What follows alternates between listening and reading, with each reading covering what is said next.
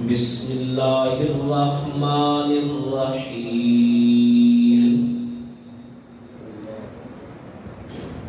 لقد جاءکم رسول من انفسکم عزیز علیہ ما عنتم حریص علیکم بالمؤمنین رؤوف رحیم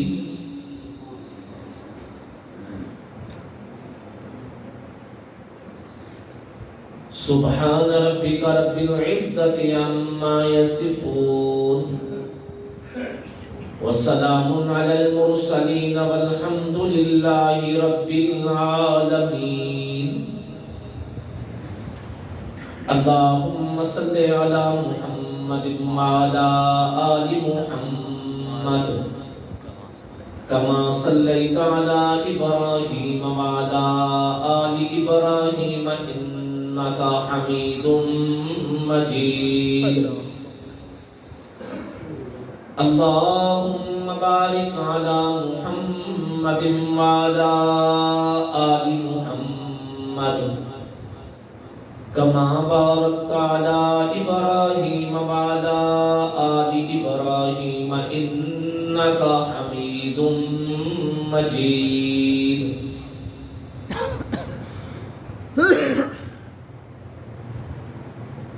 تم جو چاہو خدا کی رضا دوست دو، تم جو چاہو خدا کی رضا دوست دو، تھام لو دامن مصطفیٰ دوستو۔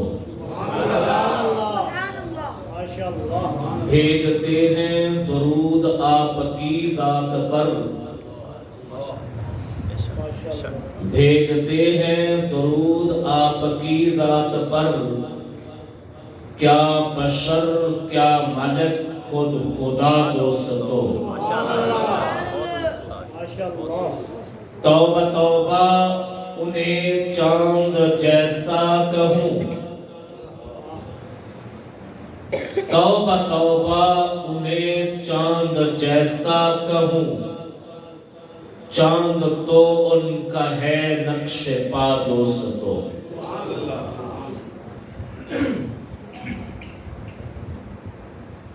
انتہائی قابل قدر اسٹیج کی رونق علماء کرام اور قرب و جوار سے تشریف فرما باشعور وفادار معززین علاقہ، آج ہم 11 مارچ سن 2023 کی تاریخ میں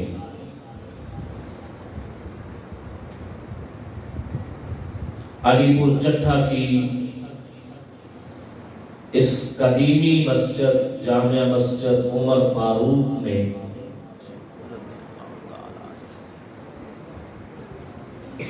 پیغمبر کریم صلی اللہ علیہ وآلہ وسلم کے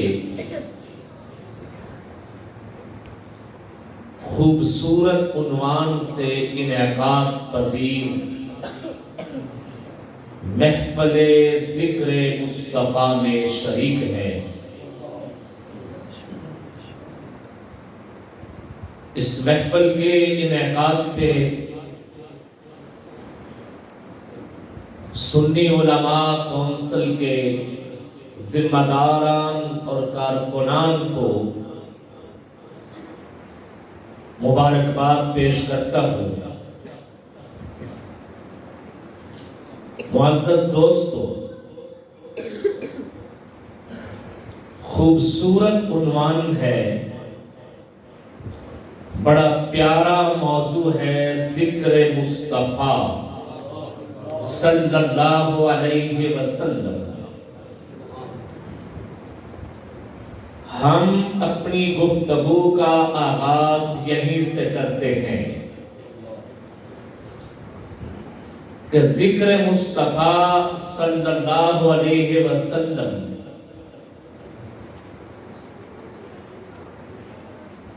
ہر مسلمان کے ایمان کی جلا اور روشنی ہے۔ ذکر مصطفیٰ نفرتوں میں محبت کا پیغام ہے۔ ذکر مصطفیٰ نشان منزل ہے۔ ذکر مصطفیٰ نگاہوں کی بصارت ہے۔ ذکر مصطفیٰ دل کی بصیرت ہے۔ ذکر مصطفیٰ تاریکیوں میں اجالا ہے۔ ذکر مصطفیٰ ظلمتوں میں نور ہے۔ ذکر مصطفیٰ اندھیروں میں روشنی ہے۔ ذکر مصطفیٰ نفرتوں کے ماحول میں پیام محبت و مودت ہے۔ ذکر مصطفیٰ بت قدوں میں پیغام توحید ہے۔ ذکر مصطفیٰ ہماری روح کی غذا ہے۔ ذکر مصطفیٰ ہماری زبان کا وظیفہ ہے۔ ذکر مصطفیٰ ہماری نماز کا حصہ ہے۔ ذکر مصطفیٰ ہمارے خطبوں میں ہے۔ ذکر مصطفیٰ ہماری اذانوں میں ہے، ہماری اقامت میں ہے۔ ذکر مصطفیٰ ہمارے کلمہ میں ہے۔ ذکر مصطفیٰ ہماری ولادت کے دن سے بچے کے کان میں پہنچتا ہے اور قبر کی پاتال میں اتارتے تک اسے مسلسل پہنچتا رہتا ہے۔ ذکر مصطفیٰ ہم میت کو سامنے رکھ کے اس وقت بھی کرتے ہیں جب پہلی تکبیر کے بعد ثنا پڑھ لی اور دوسری تکبیر کے بعد ذکر مصطفیٰ چھڑ گیا۔ اللہم صلی علی محمد وعلی آل محمد۔ ذکر مصطفیٰ ہمارے منبر کی زینت ہے۔ ذکر مصطفیٰ ہماری عبادت ہے، حتیٰ کہ ذکر مصطفیٰ منکر نکیر کے سوالوں کا جواب ہے۔ سوال ہوگا من ربو کا، سوال ہوگا من نبیوں کا، ہمارا جواب ذکر مصطفیٰ نبینا محمد صلی اللہ علیہ وسلم۔ تو اس لیے ذکر مصطفیٰ کی یہ محفل ہے، ہم اس محفل کو آگے بڑھاتے ہیں کہ حضور نبی پاک صلی اللہ علیہ وسلم کا ذکر خیر ہر لمحہ، ہر پل، ہر آن، ہر گھڑی مومن کے لیے انتہائی ضروری ہے۔ معزز سامعین، اب علی پور چٹھا کے یہ باشعور نوجوان ایک سوال ہو سکتا ہے لبوں پہ لے آئے۔ مولانا رسول نگری آپ تو ہمارے ہمسائے ہیں، ہمارے اپنے ہیں، ہو سکتا ہے یہ سوال ہم کسی اور عالم سے کرتے ہوئے جھجک جائیں۔ آپ تو اپنے ہیں، آپ اور ہم میں کوئی حجاب نہیں، کوئی جھجک نہیں، لہذا ہمیں اس سوال کا جواب دیجئے۔ آخر ذکر مصطفیٰ مسلمان کے لیے اتنا ضروری کیوں ہے؟ آخر ذکر مصطفیٰ پیغمبر پاک صلی اللہ علیہ وسلم کی سیرت کا تذکرہ سیرت یا تذکرہ صورت، یہ اتنا مومن کے لیے ضروری کیوں ہے کہ مومن اپنے کلمہ میں بھی، اپنی نماز میں بھی، اپنی اذان میں بھی، اپنی اقامت میں بھی، اپنے نماز جنازہ میں بھی، اپنے خطبہ میں بھی، اپنے خطبہ جمعہ میں بھی، اپنے خطبہ عیدین میں بھی ذکر مصطفیٰ سیرت مصطفیٰ کا تذکرہ چھیڑتا ہے۔ آخر مومنوں کے لیے یہ اتنا ضروری کیوں ہے کہ اس کے بغیر مومن ایک پل نہیں رہ سکتا؟ اللہ کی قسم، مچھلی کے لیے پانی ضروری ہے، لیکن پانی کے بغیر پھر بھی وہ چند لمحے، چند پل زندگی کے جی سکتی ہے۔ ہمارے جینے کے لیے آکسیجن ضروری ہے، مگر ہم پھر بھی چند گھڑیاں آکسیجن کے بغیر جی سکتے ہیں، زندہ رہ سکتے ہیں۔ لیکن میں مومن ہوتے ہوئے اپنے آقا کا کلمہ پڑھنے کے بعد پیغمبر کی سیرت اور صورت اور ذکر سے کٹ کے یہ کہوں کہ میں مومن کی زندگی جی سکتا ہوں، ایک پل بھی، ایک لمحہ بھی، وہ زندگی جو مصطفیٰ سے کٹ کے، مصطفیٰ سے علیحدگی کے ساتھ گزرے، وہ کبھی بھی ایمان کی زندگی نہیں کہلا سکتی اور نہ ہو سکتی ہے۔ تو پھر سوال اپنی جگہ، یہ آخر ہے ضروری کیوں؟ علی پور چٹھا کے دوستو، میں اختصار کے ساتھ ذکر مصطفیٰ سیرت مصطفیٰ کی چند بنیادیں آپ کے سامنے رکھنا چاہوں گا۔ میرے بیان، میرے خطاب کو محض خطابت نہیں بلکہ ایک میسج اور ایک پیغام لے کے دل کی تختی پہ لکھ کے لے جائیے گا۔ ہم مسلمان حضور نبی پاک صلی اللہ علیہ وسلم کا جو سیرت اور صورت میں تذکرہ کرتے ہیں، ذکر کرتے ہیں، اس کی اہم ترین تین بنیادیں ہیں، تین وجوہات ہیں۔ پہلی بنیاد یہ ہے کہ ہم آقا علیہ السلام کا ذکر اس لیے کرتے ہیں کہ ہمارا اور ہمارے آقا کا ایک رشتہ ہے۔ وہ رشتہ چاہتا ہے کہ تم ذکر مصطفیٰ کرو۔ ہمارا اور ہمارے آقا کے مابین ایک بندھن ہے، ایک تعلق ہے۔ وہ بندھن، وہ تعلق، وہ رشتہ ڈیمانڈ کرتا ہے، اس کا مطالبہ ہے، اس کا تقاضا ہے کہ ذکر مصطفیٰ صبح و شام کرتے رہو۔ وہ رشتہ کیا ہے؟ اس رشتے کا نام ہے امتی اور نبی۔ ہم امتی ہیں، آقا ہمارے نبی ہیں۔ امتی اور نبی کا رشتہ چاہتا ہے۔ امتیوں، اپنے نبی کی سیرت کا ذکر کرتے رہو، کیونکہ امتی کی زندگی بنتی ہی نبی کی سیرت سے ہے۔ امتی کا ایمان بنتا ہی نبی کی سیرت سے ہے۔ امتی کی عبادت بنتی ہی نبی کی سیرت سے ہے۔ امتی کا ایمان بنے گا تب جب نبی سے ہو کے آئے گا۔ امتی کی عبادت بنے گی تب جب نبی سے ہو کے آئے گی۔ امتی کی نماز بنے گی تب جب نبی سے ہو کے آئے گی۔ امتی کی طہارت بنے گی تب جب نبی سے ہو کے آئے گی۔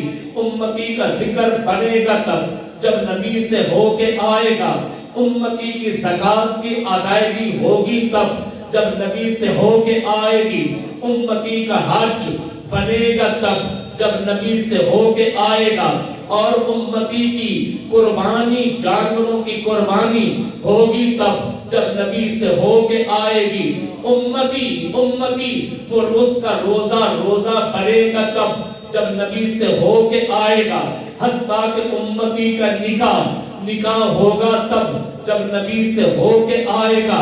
امتی گھر بسانا چاہے تو گھر بسے گا تب جب اس کا طریق نبی سے ہو کے آئے گا. امتی کا بدن ناپاک ہو گیا، اب یہ پاک ہونا چاہتا ہے، پاک ہوگا تب جب نبی سے طریقہ لے کے آئے گا.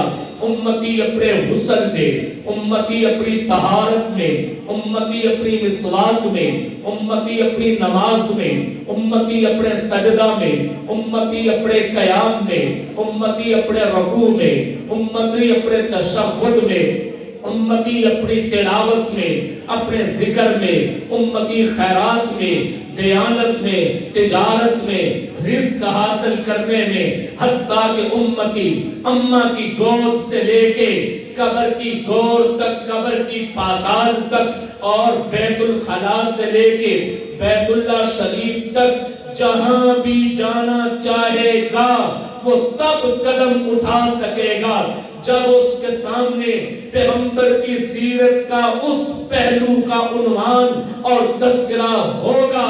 اگر اس کا ذکر نہیں کرے گا تو یہ قدم نہیں چل سکتا. اس لیے ہمارا اور آقا کا رشتہ ہے امتی اور نبی کا، اس رشتے کا تقاضا ہے. اور یہ بھی سمجھیے علماء نے لکھا ہے کہ رشتے دو طرح کے ہوتے ہیں. ایک رشتہ ہوتا ہے جسمانی اور ایک رشتہ ہوتا ہے روحانی. جسمانی رشتہ جس طرح باپ اور بیٹے کا رشتہ، جس طرح چچا اور بھتیجے کا رشتہ، جس طرح ماموں اور بھانجے کا رشتہ، یہ سارے جسمانی رشتے ہیں. اور روحانی رشتوں میں جس طرح شاگرد اور استاد کا رشتہ، جس طرح مرید اور پیر کا رشتہ، جس طرح نبی اور امتی کا رشتہ. اب ذرا توجہ کیجئے، دنیاوی اور جسمانی رشتوں میں ہر رشتہ محترم ہے، لیکن سب سے مضبوط رشتہ، سب سے اعلیٰ رشتہ اولاد اور ماں باپ کا رشتہ ہوتا ہے کہ اس سے اوپر وفاداری میں، اس سے اوپر محبت میں، شفقت میں، پیار میں کوئی رشتہ نہیں. اسی طرح روحانیت کے رشتوں میں ہر رشتہ محترم ہے. شاگرد اور استاد کا رشتہ یہ بھی محترم ہے.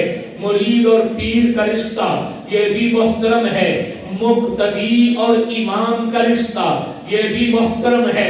مگر ان سب رشتوں میں سب سے اعلیٰ، سب سے بالا، سب سے شان والا، سب سے مضبوط رشتہ وہ ہے امتی اور نبی کا رشتہ. امتی اور نبی کا رشتہ یہ اتنا مضبوط رشتہ ہے کہ روز قیامت اسی رشتے سے پہچان ہوگی، اسی رشتے سے قیمت لگے گی، اسی رشتے سے مول پڑے گا. انسانوں کا مول اسی رشتے سے پڑے گا کہ کون کس نبی کے ساتھ امتی اور نبی کا رشتہ رکھتا ہے. حضرت آدم کے امتی ان کے پرچم کے نیچے، حضرت ابراہیم کے امتی ان کے پرچم کے نیچے، حضرت موسیٰ کے امتی ان کے پرچم کے نیچے، حضرت عیسیٰ کے امتی ان کے پرچم کے نیچے. جس طرح رب تعالی نے اس جہاں کے اندر ہمارے آقا کو تمام نبیوں پہ، تمام رسولوں پہ عظمت و منقبت و شرافت عطا کی ہے، ایسے ہی رب تعالی قیامت کے دن بھی ہمارے آقا کو تمام انبیاء پہ، تمام رسولوں پہ عظمت و شرافت و منقبت، افضلیت، اولویت، اعلیٰ یہ سب کچھ عطا کرے گے. جس طرح رب العالمین نے تمام کے تمام انبیاء کی امتوں کو دنیا میں شان دی ہے، مگر سب سے زیادہ شان آقا علیہ السلام کی امت کو عطا کی ہے. تو روز حشر بھی یہ امت، اس امت کی قیمت نبی کے رشتے سے لگے گی. یوم ندعو کل اناس بامامہم، ہم تمام کے تمام انسانوں کو جماعت در جماعت، گروہ در گروہ ان کے امام کے نام پہ پکاریں گے. ہمارے امام ہمارے آقا ہیں. حضور نبی پاک صلی اللہ علیہ وسلم کے ساتھ یہ رشتہ ہوگا تو لج پال ہو جائے گا، لج پال ہو جائے گا. تو اس لیے عرض کر رہا ہوں ہمارا آقا سے رشتہ ہے امتی اور نبی کا. یہ رشتہ چاہتا ہے کہ امتی پل پل لمحہ لمحہ قدم قدم پہ اپنے نبی کا ذکر کرتے رہے۔ تو ذکر مصطفیٰ صلی اللہ علیہ وسلم جو ہوتا ہے اس کی پہلی بنیاد کیا؟ ہمارا آقا سے ایک رشتہ ہے، امتی اور نبی کا رشتہ۔ ہمیں ہمارے بڑوں نے بتلایا ہے کہ بیٹا تو فلاں بھی تمہارا رشتہ دار ہے، فلاں بھی فلاں بھی فلاں بھی۔ ابا جی مان لیا وہ ہمارے رشتہ دار ہیں، لیکن اب کیا حکم ہے؟ ہمیں ہمارے بڑے بتلاتے ہیں بیٹا رشتے تعلق سے مضبوط رہتے ہیں، رشتے شناخت پہچان جان پہچان میل ملاپ سے آنے جانے سے الیک سلیک سے ذکر اذکار سے مضبوط ہوا کرتے ہیں۔ دیکھو فلاں فلاں تمہارا قریبی رشتہ دار مگر کبھی آنا جانا نہیں، تب تم اسے نہیں پہچانتے، وہ تمہیں نہیں پہچانتا۔ تو بات سمجھ میں آ گئی کہ دنیا کے رشتوں میں بھی شناخت تبھی رہتی ہے جب ذکر اذکار چلتا رہے، دنیا کے رشتوں میں بھی پہچان تبھی رہتی ہے جب آنا جانا رہے، دنیا کے رشتوں میں بھی پہچان تبھی رہتی ہے جب سلام و پیام ہوتا رہے۔ تو اب نبی کا رشتہ بھی چاہتا ہے کہ اگر امتیوں تم اسے مضبوط کرنا چاہتے ہو تو پھر اپنے مصطفیٰ کا ذکر کرتے رہا کرو۔ حضور نبی کریم صلی اللہ علیہ وسلم ہمارے نبی ہیں، ہم امتی ہیں، یہ رشتہ چاہتا ہے، ہم مجبور ہیں۔ حقیقت یہ ہے میری نماز اس وقت تک نماز نہیں جب تک پیغمبر کی سیرت سے ہو کے نہ آئے۔ آپ نے ابھی نماز عشاء ادا کر لی، نماز عشاء کے 4 فرض آپ نے ادا کیے۔ اب کوئی شخص یہ کہے مولانا رسول نگری 4 فرض جو پڑے ہیں ان 4 فرضوں میں 4 رکعتوں میں ہر رکعت کے اندر جو اہم عمل ہیں ان میں ایک عمل قیام ہے کہ ہر آدمی نمازی قیام کرتا ہے، دوسرا عمل قرآن کی تلاوت ہے، قراءت قرآن ہے، اور تیسرا عمل اس نماز کی پہلی رکعت میں رکوع ہے، رکوع کی تسبیح ہے، اور چوتھا عمل پھر رکوع سے کھڑا ہونا سمع اللہ لمن حمیدہ کہہ کے جسے ہم قومہ کہتے ہیں، اور پانچواں عمل پھر اللہ اکبر کہہ کے سجدہ کرنا ہے، سجدے کی تسبیحات ہیں۔ یہ 5 عمل کا نام ایک رکعت ہے۔ اس طرح 4 رکعتیں ادا ہوتی ہیں، 4 رکعتیں پڑھ کے پھر تشہد پڑھتے ہیں، التحیات تشہد اور درود پڑھ کے سلام پھیرتے ہیں۔ اب کوئی کہے کہ مولانا میں یہ 4 رکعتیں پڑھوں گا اور یہی ہر رکعت کے یہی کام کروں گا مگر ترتیب میری اپنی ہوگی، میں نماز کی پہلی رکعت میں قیام بھی کروں گا، رکوع بھی کروں گا، قومہ بھی کروں گا، سجدہ بھی کروں گا، سجدے کی دعائیں بھی پڑھوں گا، رکوع کی دعائیں بھی پڑھوں گا، لیکن ترتیب میری اپنی ہوگی، کام سارے کروں گا، قرآن کی تلاوت بھی کروں گا، ترتیب میری اپنی ہوگی۔ اب میں اسے بطور امتحان کے کہتا ہوں چل پڑھ کے دکھا۔ اب وہ نماز شروع کرتا ہے، وہ نماز اللہ اکبر کہہ کے سیدھا سجدے میں چلا جاتا ہے اور سجدے میں ثنا شروع کرتا ہے، ثنا سبحانک اللہم و بحمدک، اور پھر سجدے کے اندر ہی وہ سورۃ فاتحہ پڑھ لیتا ہے، پھر سورۃ فاتحہ کے بعد سورۃ اخلاص پڑھ لیتا ہے۔ اب وہ سجدے سے اللہ اکبر کہہ کے رکوع میں آ جاتا ہے، اور رکوع کے اندر وہ رکوع کی تسبیح نہیں سجدے کی تسبیح شروع کر دیتا ہے، اور پھر رکوع سے وہ سمع اللہ لمن نہیں کہتا، اللہ اکبر کہہ کے قومہ میں آ جاتا ہے، پھر قیام میں آ جاتا ہے، اور قیام کے اندر وہ التحیات شروع کر دیتا ہے، التحیات للہ والصلوات والطیبات، اس میں وہی تسبیح پڑھی جو ہم پڑھتے ہیں، وہی عمل کیے جو ہم کرتے ہیں۔ چاروں رکعتیں اس طرح ادا کر کے اب وہ مولانا اقبال کھٹانہ صاحب کے پاس آ جاتا ہے، آ کے کہتا ہے مولانا ذرا بتلائیے میری نماز ہو گئی؟ مجھ سے پوچھتا ہے نماز ہو گئی تو کیا خیال ہے اس کی نماز کے ہو جانے کا فتویٰ ملے گا؟ جی نہیں ملے گا، حالانکہ وہ کہتے ہیں کام میں نے وہی کیے ہیں۔ چلو یہ نماز کی مثال ہو گئی۔ کوئی شخص آگے کہے مولانا آج یہ شعبان کا مہینہ ہے، میں جا رہا ہوں مکہ مکرمہ اور میں حج کر کے آؤں گا، حج کر کے آؤں گا۔ حج نام ہے احرام باندھ کے بیت اللہ شریف کا طواف کرنا اور پھر میدان عرفات میں جانا، میدان عرفات سے میدان مزدلفہ، میدان مینا اور جمرات پہ کنکریاں مارنا اور اپنے بال منڈوا دینا۔ وہ کہتا ہے میں یہ سارے کام رمضان میں کر کے آؤں گا۔ رمضان المبارک میں وہ مکہ مکرمہ چلا گیا، احرام باندھ کے چلا گیا، تلبیہ پڑھتے ہوئے چلا گیا، لبیک اللہم لبیک لا شریک لک لبیک ان الحمد والنعمت لک والملک لا شریک، یہ تلبیہ پڑھتے ہوئے وہ حرم میں چلا گیا، خانہ کعبہ کو اس نے طواف کر لیا، پھر سعی کر لی، صفا سے دوڑا مروہ پہ پہنچا، مروہ سے دوڑا صفا پہ آیا، 7 چکر کاٹ لیے اور یہاں سے پھر وہ اپنی ترتیب کے مطابق کہتا ہے کہ میدان عرفات کا وقوف یہ فرض ہوتا ہے، میں میدان عرفات بھی چلا جاؤں، میدان عرفات میں بھی چلا گیا اور مینا کے اندر بھی چلا گیا، مزدلفہ میں بھی چلا گیا اور پھر اس نے وہ تینوں جمرات دیکھے، وہاں رمضان میں کنکر بھی مار آیا، سر کے بال بھی اتار دیے، جانور کی قربانی بھی کر لی اور آ کے کہے کہ مجھے مبارک دو، میں حج کر آیا ہوں۔ تو کیا خیال ہے یہاں سے اس کو فتویٰ ملے گا کہ حج ہو گیا؟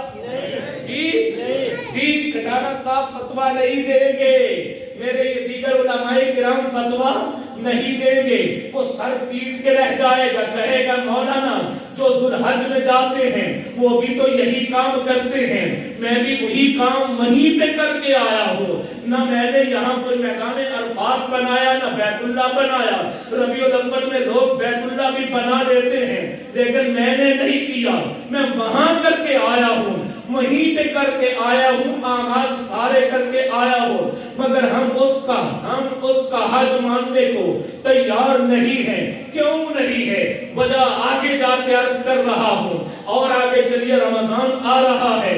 رمضان کیا ہے؟ صبح سحری کے وقت سے لے کے غروب آفتاب تک 3 چیزوں سے رک جانے کا نام، 3 اعمال سے رک جانے کا نام یہ روزہ ہے۔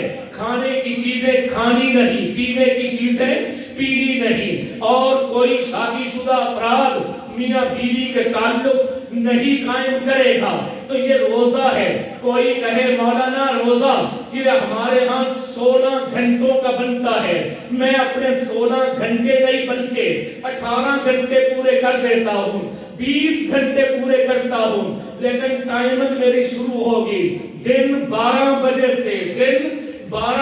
سے میری ٹائمنگ روزے کی شروع ہوگی، اور صبح تہجد کے وقت تک میں تہجد کے وقت افطاری کروں گا، تہجد کے وقت افطاری کروں گا۔